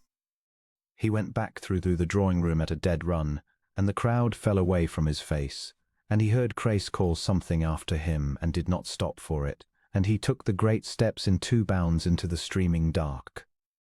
The stable boy had not yet led the black gelding in. The horse stood blowing and retched under the porch lamp, still saddled, still bridled, and Patrick was up on its back before the boy could get out a word. Which road did she take? He shouted down through the rain. The girl? Miss Dorney? Which way? The west gate, your grace, not 5 minutes since, running, without so much as a shawl. He was already gone. He wheeled the gelding hard on the wet gravel and drove his heels in and put the great house and its lights and its whole ruined evening behind him, out under the streaming trees and through the west gate and onto the Blackmoor road with the rain coming level into his eyes. He had ridden this road 4 nights running these 3 weeks and told himself each time it was nothing, that a dying pauper's ramblings and a beggar girl's steady eyes signified less than the wind. He knew better now. He knew the man may guard his heart for 22 years against the memory of a father he failed and lose it in a single fortnight to the one soul who had done, without hope of thanks or knowledge of reward, the very thing he had left undone, sat by that broken bed, held that ruined hand, kept faith where a son had kept only a lie. He had thought his reserve a strength. He saw tonight it had only ever been fear wearing a fine coat, and the woman running somewhere ahead of him in the dark had unpicked it stitch by stitch without once seeming to try, and he could no more have called her back to be cold to her than he could have called back the years. Somewhere ahead of him in that dark a girl in a thin gown was running toward a dying man with nothing in the world to her name, and somewhere in a broken cottage his own father was drawing the last of his breath among the shadows. And Padraig bent low over the gelding's neck and asked it for everything it had, and thought of nothing now, not the ring, not the Cheswicks, not the 22 years of a coward's lie, nothing on earth but the need, sharp as a blade turned inward, to reach her before the ford and before the dark.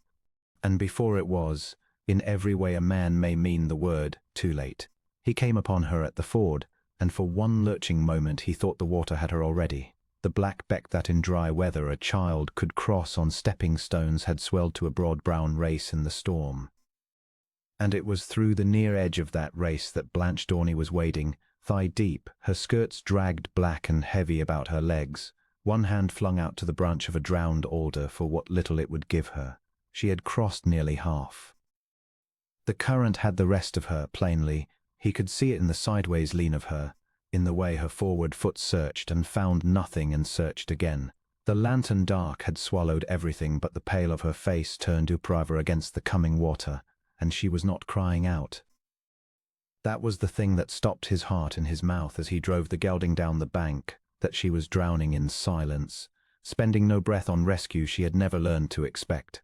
Blanche! The name tore out of him as if it had been living behind his teeth for weeks. Blanche, be still. Do not fight it. He took the horse into the flood without slowing, and the cold of it climbed his boots like a shock of iron, and the gelding screamed and set its haunches and went into the girth all the same, because he asked it to. The world narrowed to the 6 feet of racing water between his hand and hers. He leaned from the saddle until the current plucked at his own shoulder, and he saw her turn, saw the moment she understood that it was him, that he had come, and that something in her, some last exhausted timber, gave way at the sight, and she reached, and their hands did not so much meet as collide, wet and blind and clenched to the bone the instant they touched. He did not let a lady's fingers rest upon his glove. He took her by the whole forearm as a drowning creature must be taken, and set the strength of 22 guarded years into the pool, and dragged her up streaming out of the beck and across his thighs and hard against him, and she was so cold through the soaked linen that she seemed to burn. "I have you," he said into her drenched hair, and found he could barely form it. "I have you. You are safe, I have you." She was shaking too violently to answer at once. He turned the gelding for the far bank with an arm clamped across her like a bar of the horse's own, and the horse lunged and found gravel and heaved them both up out of the water into the streaming dark of the western side. And when they were on solid ground with the beck roaring behind them, she got her breath at last, and what she spent it on was not thanks and not fear. "He is alone," she said. "Your Grace, he is alone. I left him. I heard what you said in that room and I could not. He must not die alone. I left him only to fetch." Her voice broke on the word, "please." Ride, he rode. She would not be set behind him nor cosseted. She gripped the mane and bent to the horse's neck beside him, as though her own leaning could add to its speed, and the crooked lane came up black and glistening. And then the broken cottage on the western edge, with its one low window still holding the last red coal of a fire she had banked hours, and never thought to see again. He was off the horse before it had fully stopped, and he lifted her down bodily, and she was through the door ahead of him. Inside, the small ruined room smelled of peat smoke and tallow, and the particular still air of a place where a life is going out. On the low bed, under every blanket the cottage owned and the good grey cloak she had laid over him besides, the old man lay with his face turned to the wall. So wasted and so quiet that Patrick's step faltered on the threshold with the certainty that he had come, after everything, only to look on the dead. Then the ruined head moved. The old man drew a breath that rattled up through him like wind through a broken gate. And Blanche was already on her knees at the bedside with his hand between both of hers, saying, "I am here, I am here. I only went for the doctor. Forgive me. I am here." In the low, steady voice Patrick had heard her use to a feverish stranger 3 weeks running from the dark outside a window, he had told himself he was only passing. And the old man opened his eyes, and they were his father's eyes. Patrick had rehearsed this on 4 nights riding, and in a dusty vestry over a 40-year-old register and across the whole length of a bright, cruel drawing-room, and every word he had prepared left him at once. He crossed the little room on legs that did not feel his own, and went down on his knees on the beaten earth beside Blanche, and he took his father's other hand, the ruined, cold, once beloved hand that had cuffed him and steadied him, and one clear quarrelling morning long ago closed a door between them that had stayed shut for 22 years, and he could not speak for the thing that had risen and locked in his throat. The old man's gaze wandered over him without knowing. Then it caught. Something swam up through the fog of the failing eyes, some old faculty of blood answering blood, and the cracked lips moved, and what came out of them, thin as thread, was a name from a nursery half a century gone. "Paddy," the old Duke breathed. "Paddy, is it you, boy? I dreamed you'd not come." "I came, father." The word broke in the middle, and he let it break. He was past all guarding now. The fine coat of his reserve had gone into the beck and would not be fished out. "I came. I have been a long time coming, and I am sorry for every hour of it. I looked for you.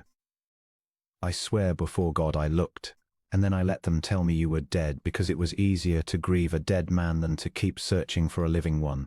That was my cowardice and not your fault, and I have carried it like a stone, and I am done carrying it. I am here. Your son is here." "I was not fit," the old man whispered.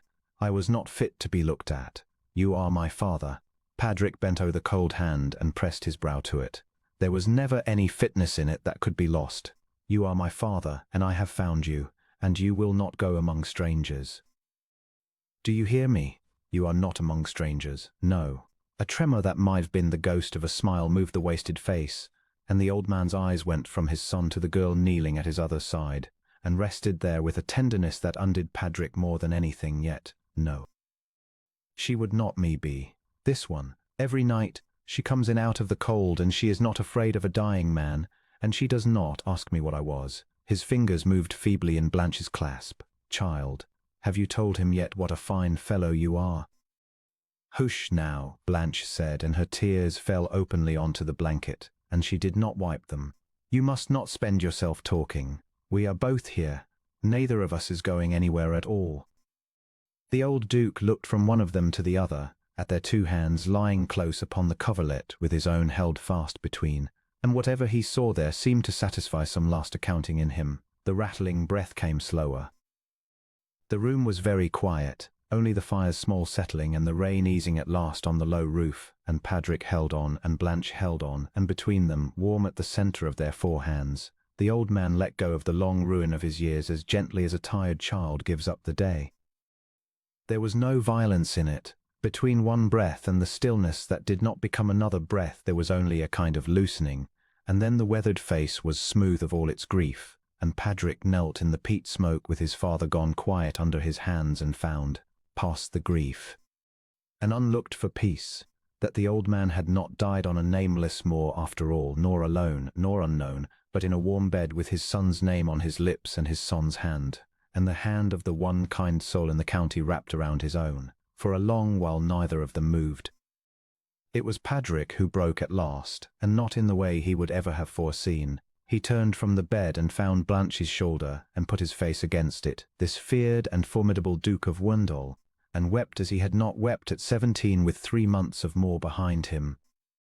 And she held his head as steadily as she had held the dying, and said nothing, because she was the one person he had ever met who understood that some griefs are insulted by comfort and honoured only by company. They buried the old Duke 4 days later in the Wendell vault, with his own name cut plain into the stone at last, and the false Italian death struck from the record forever, and half the county came to see it done, some in grief and more in avid curiosity. And Patrick stood through all of it with Blanche Dorney at his side in a plain dark gown he had to argue her into accepting, and let them all look. He had done with hiding. When the service was over, and the great and the genteel filed past to press his hand and murmur what such people murmur, he kept her hand upon his arm through every word of it, and watched the understanding travel through them like cold water, and did not care. The Cheswicks did not come. There was by then nowhere in the county they could have decently shown their faces. The tale of the stolen ring and the perjured servants and the honest letters that had proved dishonest had run the length of every drawing-room that had lately been so eager to run the tale of Blanche. Sybil Cheswick had gone to an aunt in Bath under the polite fiction of nerves, which fooled no one, and her father's invitations had begun, one by one and then all at once, to go unanswered. Patrick found he could not even summon the old satisfaction of it. A man who has knelt on a cottage floor and held his father out of the dark has little appetite left for the ruin of small cruel people. They had ruined themselves, and he let the ruin be, and turned his whole attention to the one thing left in the world that he wanted. He did not speak to her of it for a week, out of respect for the grave, and then he could not hold his tongue an hour longer. He found her in the walled garden at Windhall, where she had taken to walking in the early part of the day, she who had never in her life had a garden, standing among the last of the roses as if she still half expected to be told to leave by the servants' gate. He came to her without ceremony, bareheaded in the grey morning, and she turned at his step, and he saw her school her face into the careful stillness she wore whenever she suspected she was about to be gently got rid of. "Miss Dorney," he said, and stopped, because every fine speech he owned had failed him again. He began once more plainer. "Blanche, I have made a long habit of guarding myself, and I have made it so well that I nearly guarded myself clean out of the only life worth having. I am not going to do it now, so you must forgive me if I am clumsy, for I am wholly out of practice at saying a true thing to a true face. Your Grace, Patrick," he said, "you have held my father's hand and my own weeping head. I will have my name in your mouth or nothing." He took a breath.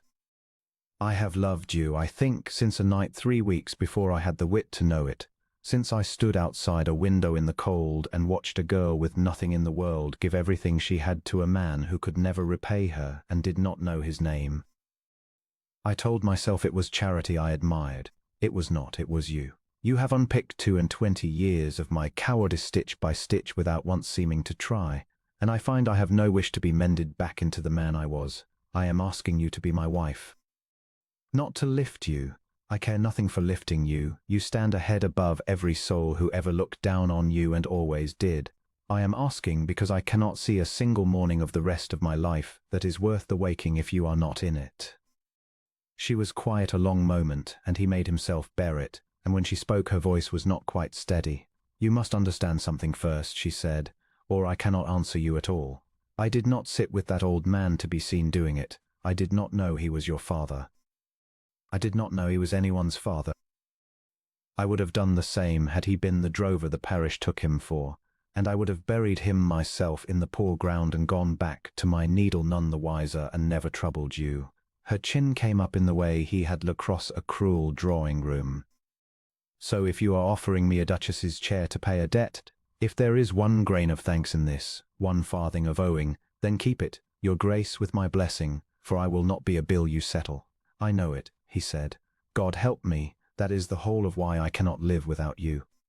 Any woman in England would take a duke. You are the only one I ever met who would refuse one on principle." He closed the last of the distance between them and did what he had wanted to do since the ford, took both her hands, cold from the morning, wholly into his own. "I am not paying a debt, Blanche.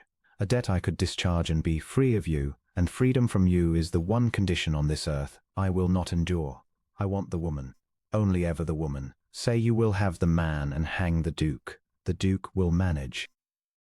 And Blanche Dorney, who had never in her life been given anything she had not first earned twice over, looked up into the face of the man the whole county feared, and found there nothing to fear at all, only a fright greater than her own waiting on her word, and she began at last to smile. "Then I will have the man," she said. "The Duke may come or stay as he likes." He laughed, a sound so rare in that house that a gardener 2 beds over dropped his shears, and drew her in, and kissed her there among the lost roses in the plain grey light, with no one of any consequence to see it, which was exactly as they both would have wished it. They were married before the year was out, in the small parish church on the western edge, close by the cottage, and not in the great cathedral where his fathers had been wed. And it was Blanche who asked for it so, and Padrick who agreed before she had finished asking. The whole poor end of the parish came, the folk too poor to have known a duke from a drover, who had taken in a witless old beggar when respectable doors were shut, and the child who had once fetched her milk and been forbidden it, and the curate's wife who wept and was forgiven. Padrick stood at the head of them all in the low grey church that had christened his father's father, and took the hand of the woman everyone had overlooked, and thought that he had been called a great many grand things in his life, and had never once until this morning been called happy. Years after, and there were many of them, and children in the great nursery at Windle who grew up hearing, as their bedtime tale, the true story of a grandfather lost and found and a grandmother who was braver than any knight in it. The servants at Windle would remark among themselves how the old severity had gone out of the Duke, how he could be found of a winter evening not in his study, but by the fire with the Duchess, her mending in her lap and his hand over hers upon the arm of her chair. The two of them wanting nothing in the room but each other. He had guarded his heart for 22 years and lost it in a fortnight to a homeless girl who had knelt in the dark for a dying stranger asking nothing, and he counted the loss, to the last day of a long and cherished life, the finest bargain he had ever made.